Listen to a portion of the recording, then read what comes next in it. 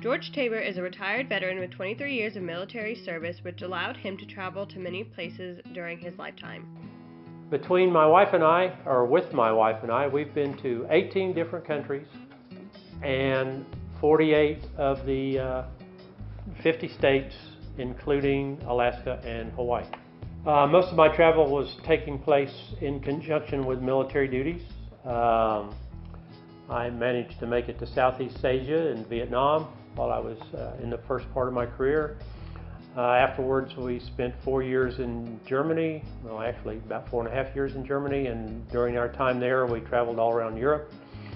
And then later on in my career I made it to the Middle East and back to Europe for other training stuff.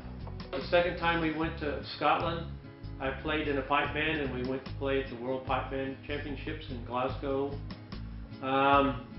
We flew over as a band, it was fun, but when we arrived in Scotland and went to get our luggage, we found out that the bass drum had not arrived and neither had a couple of the uniform bags.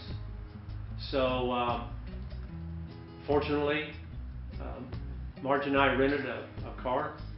So 2 days after we got there, we had to make a mad dash back to Edinburgh, I think. Was that where we flew in, honey? Yeah. Back to Edinburgh.